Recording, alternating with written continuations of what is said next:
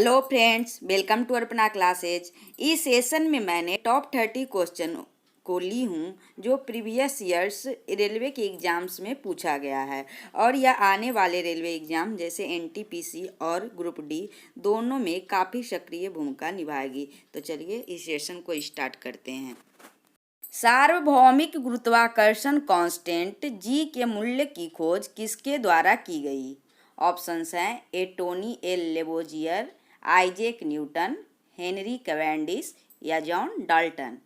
जिसका सही जवाब होगा ऑप्शन बी, आइजैक न्यूटन। गुरुत्वाकर्षण एक बल है जो ब्रह्मांड में प्रत्येक कण या पिंड के बीच उनके द्रव्यमान के कारण लगता है। इसे न्यूटन ने अपनी पुस्तक प्रिंसिपिया में प्रकाशित किया था और जी को सार्वत्रिक गुरुत्वाकर्षक नियतांक कहते हैं। इस प्रकार इसका सही जवाब होगा ऑप्शन बी, आइजैक न्यूटन ने जी के मूल्य की खोज की थी।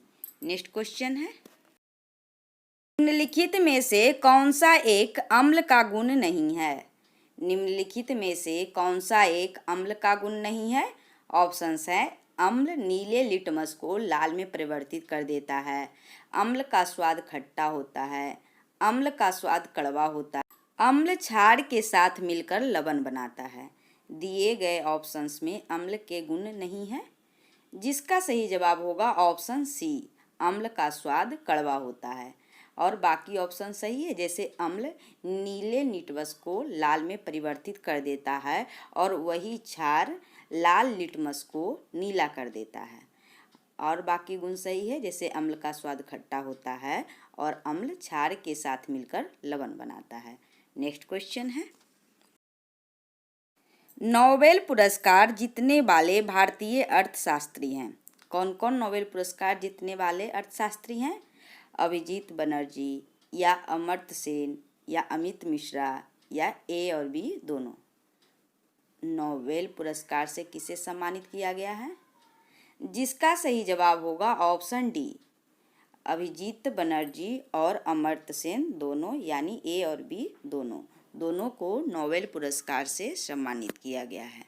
नेक्स्ट क्वेश्चन है, प्रारंभिक भारतीय दार्शनिक के अनुसार प्रत्येक वस्तु किन मूल तत्वों से बनी है? कितने मूल तत्वों से बनी है प्रारंभिक भारतीय दार्शनिक के अनुसार? ऑप्शंस हैं 3, ऑप्शन बी 4, ऑप्शन सी 2 या ऑप्शन डी 5। जिसका सही जवाब होगा ऑप्शन डी, 5 तत्वों से। प्रारंभिक भारतीय दार्शनिक के अनुसार प्रत्येक वस्तु 5 तत्वों से बनी है, जिसमें शामिल है जल, अग्नि, आकाश, हवा और भूमि। नेक्स्ट क्वेश्चन है, एम कक्ष में शामिल होने सकने वाले इलेक्ट्रॉनों की अधिकतम संख्या कितनी होती है? एम कक्ष में शामिल हो सकने वाले इलेक्ट्रॉनों की अधिकतम संख्या कितनी होती है? 32 होती है या 2 होती है या 8 होती है या फिर 18 होती है? जिसका सही जवाब होगा ऑप्शन डी, 18 होती है। एम कक्ष में शामिल हो सकने वाले इलेक्ट्रॉनों की अधिकतम संख्या 18 होती है। नेक्स्ट क्वेश्चन है, दांतों में सड़न शुरू हो जाती है जब मुंह का पीएच कितना से कम होता है?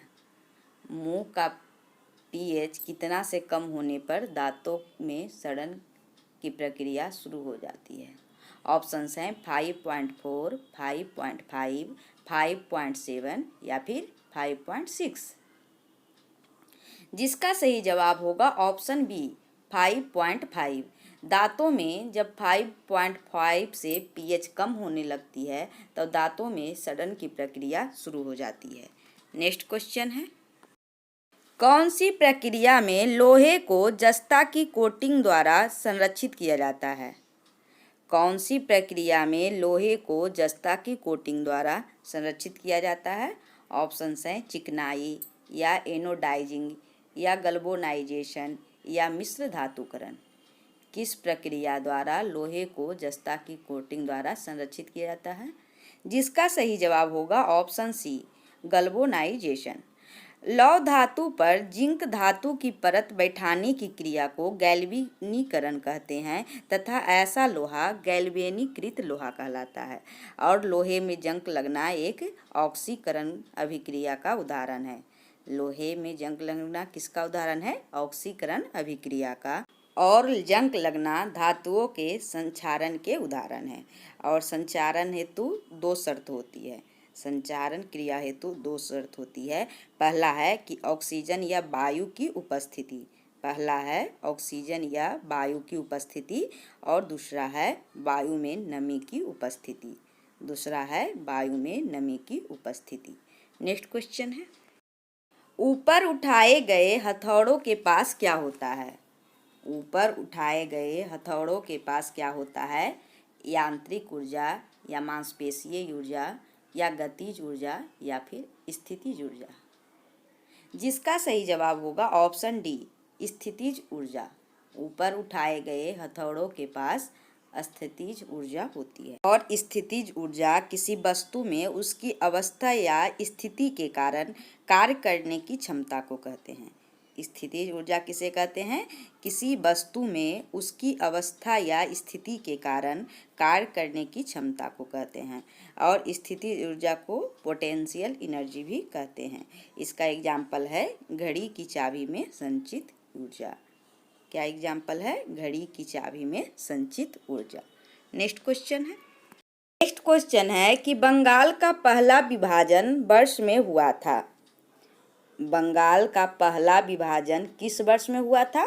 ऑप्शंस है 1904 ईस्वी या 1905 ईस्वी या 1903 ईस्वी या फिर 1906 ईस्वी। बंगाल का पहला विभाजन किस वर्ष हुआ था? जिसका सही जवाब होगा ऑप्शन डी, 1905 ईस्वी। ब्रिटिश सरकार ने 20 जुलाई 1905 को बंगाल विभाजन के निर्णय की घोषणा कर दी और इसी के फलस्वरूप 7 अगस्त 1905 को स्वदेशी आंदोलन का निर्णय लिया गया और यह विभाजन 16 अक्टूबर 1905 से प्रभावी हो गया। 20 जुलाई 2005 को विभाजन का निर्णय लिया गया और इसके विरुद्ध 7 अगस्त 1905 को स्वदेशी आंदोलन का स्टार्ट किया गया और उसके बाद यह जो विभाजन हुआ था 16 अक्टूबर 1905 से प्रभावी हो गया। और एग्जाम्स में यह भी प्रश्न आता है कि बंगाल का विभाजन किस गवर्नर जनरल के कार्यकाल में किया गया? तो उसका सही जवाब होगा लॉर्ड कर्जन, क्योंकि उस समय गवर्नर जनरल लॉर्ड कर्जन थे। नेक्स्ट क्वेश्चन है, ईसाई धर्म में सबसे प्रसिद्ध चर्चों में से एक सेंट पीटर्स बेसिलिका किस शहर में स्थित है? ईसाई धर्म में सबसे प्रसिद्ध चर्चों में से एक सेंट पीटर्स बेसिलिका किस शहर में स्थित है? मैड्रिड में या लिस्बन में या पीसा में या वेटिकन में। जिसका सही जवाब होगा ऑप्शन डी, वेटिकन में। ईसाई धर्म में सबसे प्रसिद्ध चर्चों में से एक सेंट पीटर्स बेसिलिका वेटिकन शहर में स्थित है। नेक्स्ट क्वेश्चन है, किस क्षेत्र में सार्वजनिक उपलब्धि के लिए भारत सरकार द्वारा अर्जुन पुरस्कार दिए जाते हैं? किस क्षेत्र में दिए जाते हैं अर्जुन पुरस्कार जो हाल ही में दिए गए थे? ऑप्शंस है साहित्य में, खेल में या गरीबी उन्मूलन के लिए या फिर अर्थशास्त्र में। जिसका सही जवाब होगा ऑप्शन बी, खेल क्षेत्र में। खेल क्षेत्र में सार्वजनिक उपलब्धि के लिए भारत सरकार द्वारा अर्जुन पुरस्कार दिए जाते हैं और राजीव गांधी खेल रत्न पुरस्कार भी खेल क्षेत्र में दिए जाते हैं। नेक्स्ट क्वेश्चन है, कौन एक मुस्लिम संत थे जो उस जगह पर रहते थे जहां फतेहपुर सीकरी का निर्माण किया गया था? वे मुस्लिम संत कौन थे? जहां पे वे रहते थे वहीं पर फतेहपुर सीकरी का निर्माण किया गया है। ऑप्शंस हैं नसीरुद्दीन चिराग देहलवी, निजामुद्दीन औलिया, बाबा फखरुद्दीन या शेख सलीम चिश्ती। जिसका सही जवाब होगा ऑप्शन डी, शेख सलीम चिश्ती। फतेहपुर सिकरी को अकबर ने आगरा से लगभग 36 किलोमीटर की दूरी पर 1568-69 ईस्वी में निर्माण आरंभ किया था और अकबर ने गुजरात विजय जबकि 1572-73 ईस्वी में। इसके बाद सिकरी को फतेहपुर सिकरी कहा जाने लगा और वहीं पर पहले शेख सलीम चिश्ती रहते थे और अकबर चिश्ती संप्रदाय से प्रभावित था। नेक्स्ट क्वेश्चन है, खाद्य पदार्थों का ऑक्सीकरण होने से रोकने के लिए किस गैस का उपयोग किया जाता है? खाद्य पदार्थों का ऑक्सीकरण होने से रोकने के लिए किस गैस का उपयोग किया जाता है? ऑप्शंस हैं ऑक्सीजन का, नाइट्रोजन का या हाइड्रोजन का या फिर क्लोरीन का। जिसका सही जवाब होगा ऑप्शन बी, नाइट्रोजन का। खाद्य पदार्थों का ऑक्सीकरण होने से रोकने के लिए नाइट्रोजन गैस का प्रयोग किया जाता है। नेक्स्ट क्वेश्चन है, व्यवस्थित वस्तुओं की वो प्रवृत्ति जो उसे स्थिर या समान गति से गतिमान रहने के लिए प्रवृत्त करता है क्या कहलाता है? व्यवस्थित वस्तुओं की वो प्रवृत्ति जो उसे स्थिर या समान गति से गतिमान रहने के लिए प्रवृत्त करता है क्या कहलाता है? उसे जड़त्व कहते हैं या बल कहते हैं या ऊर्जा कहते हैं या उसे संवेग कहते हैं। जिसका सही जवाब होगा ऑप्शन ए, उसे जड़त्व कहते हैं। वस्तुओं की प्रारंभिक अवस्था, विराम या गति की अवस्था में स्वतः परिवर्तन नहीं होने को प्रवृत्ति को ही जड़त्व कहते हैं। इसीलिए न्यूटन के प्रथम नियम को जड़त्व का नियम भी कहते हैं। न्यूटन के प्रथम नियम को क्या कहते हैं? जड़त्व का नियम भी कहते हैं, क्योंकि जब कोई वस्तु अगर चल रही है तो चलते रहेगी, अगर स्थिर है तो स्थिर रहेगी। यही न्यूटन के प्रथम नियम में कहा गया है। नेक्स्ट क्वेश्चन है, कौन सा परजीवी के रूप में पौधों से पोषण प्राप्त करता है? कौन सा ऐसा परजीवी है जो पौधों से पोषण प्राप्त करता है? ऑप्शंस हैं जू है या ब्रायोफाइलम है या कस्क्यूटा है या फिर मलेरिया का परजीवी है। कौन सा परजीवी पौधे से पोषण प्राप्त करता है? जिसका सही जवाब होगा ऑप्शन सी, कस्क्यूटा। कस्क्यूटा परजीवी के रूप में रहते हुए भी पौधे से पोषण प्राप्त करता है। नेक्स्ट क्वेश्चन है, प्रोपेन का आणविक सूत्र है। प्रोपेन का आणविक सूत्र क्या है? C4H10 या CH4 या C3H8 या फिर C2H6। जिसका सही जवाब होगा ऑप्शन सी, C3H8। एल्केन का सूत्र होता है CnH2n+2। एल्केन का क्या सूत्र होता है? CnH2n+2। और अदर ऑप्शंस को देखें तो C4H10 ब्यूटेन का सूत्र है और CH4 मीथेन का और C2H6 इथेन का सूत्र है। नेक्स्ट क्वेश्चन है, साइकिल की सवारी करते समय निकलने वाली ऊर्जा में किसका रूप नहीं होता है? साइकिल की सवारी करते समय ऊर्जा में किसका रूप नहीं होता है? यांत्रिक ऊर्जा, गतिज ऊर्जा, ऊष्मीय ऊर्जा या फिर रासायनिक ऊर्जा। जिसका सही जवाब होगा ऑप्शन डी, रासायनिक ऊर्जा।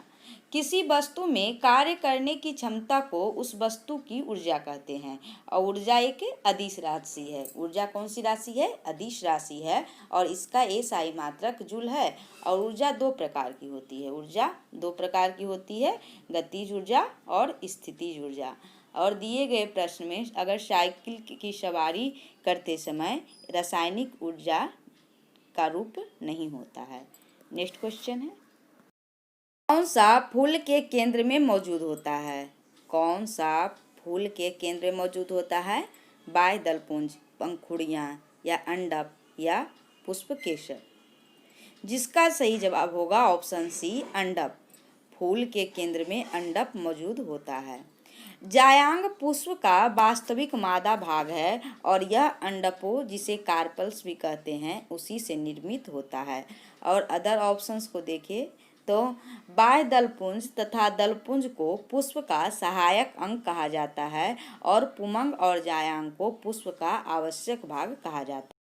और पुमंग एवं जायांग पुष्प के वास्तविक जनन भाग है, जिसमें पुमंग पुष्प का नर जनन भाग जबकि जायांग पुष्प का मादा जनन भाग होता है। नेक्स्ट क्वेश्चन है,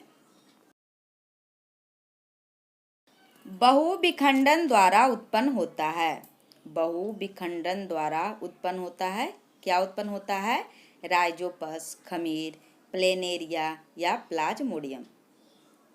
जिसका सही जवाब होगा ऑप्शन डी, प्लाज्मोडियम बहुविखंडन द्वारा उत्पन्न होता है। नेक्स्ट क्वेश्चन है, कौन सी धातु को चाकू से काटा जा सकता है? कौन सी धातु को चाकू से काटा जा सकता है? ऑप्शंस हैं तांबा, एल्यूमिनियम, लोहा या सोडियम। जिसका सही जवाब होगा ऑप्शन डी, सोडियम। सोडियम को चाकू से काटा जा सकता है। सोडियम यह एक चांदी के समान सफ़ेद धातु है। यह मुलायम होता है एवं इसे चाकू से आसानी से काटा जा सकता है। यह पानी से हल्का होने के कारण यह पानी पर तैरने लगता है और यह विद्युत का सुचालक होता है। सोडियम क्या होता है? विद्युत का सुचालक होता है। नेक्स्ट क्वेश्चन है, ओजोन के एक अणु में कितने परमाणु होते हैं? ओजोन के एक अणु में कितने परमाणु होते हैं? ऑप्शंस हैं 3, 1, 2 या 4। जिसका सही जवाब होगा ऑप्शन ए, 3 परमाणु। ओजोन के एक अणु में 3 परमाणु होते हैं और ओजोन का सूत्र होता है O3। नेक्स्ट क्वेश्चन है, न्यूटन द्वारा गणित की शाखाओं में किसका आविष्कार किया गया? न्यूटन द्वारा गणित की शाखाओं में किसका आविष्कार किया गया? ऑप्शंस हैं बीजगणित का या ज्यामिति का या तर्क का या फिर गणना का। न्यूटन द्वारा गणित की शाखाओं में किसका आविष्कार किया गया? जिसका सही जवाब होगा ऑप्शन डी, गणना का।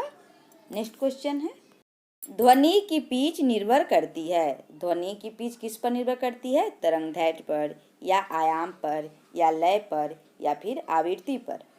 ध्वनि की पिच किस पर निर्भर करती है? जिसका सही जवाब होगा ऑप्शन डी, आवृत्ति पर। माध्यम का कंपन करता हुआ कोई कण 1 सेकेंड में जितना कंपन करता है उसे आवृत्ति कहते हैं। आवृत्ति किसे कहते हैं? माध्यम का कंपन करता हुआ कोई कण 1 सेकेंड में जितना कंपन करता है उसे आवृत्ति कहते हैं। और ध्वनि तरंगे अनुदैर्घ्य तरंगे होती हैं। प्रश्न आता है कि ध्वनि तरंगे कौन सी तरंगे हैं? तो यह एक अनुदैर्घ्य तरंगे होती है। जिन तरंगों की आवृत्ति लगभग 20 कंपन प्रति सेकंड से 20,000 कंपन प्रति सेकंड के बीच, उनकी अनुभूति हमें अपने कानों द्वारा होती है और उसे हम सुन सकते हैं। जब जिन तरंगों की आवृत्ति लगभग 20 कंपन प्रति सेकंड से 20,000 कंपन प्रति सेकंड के बीच होती है तो उनकी अनुभूति हमें अपने कानों द्वारा होती है और उसे हम सुन सकते हैं। लेकिन इससे ज़्यादा और कम होने पर हमें ध्वनि की अनुभूति नहीं सुन सकते हैं। और जिसकी इससे ज़्यादा या कम हो गई तो उसकी अनुभूति हम लोग नहीं सुन सकते हैं। नेक्स्ट क्वेश्चन है, यांत्रिक ऊर्जा गतिज ऊर्जा और किसका संयोजन है?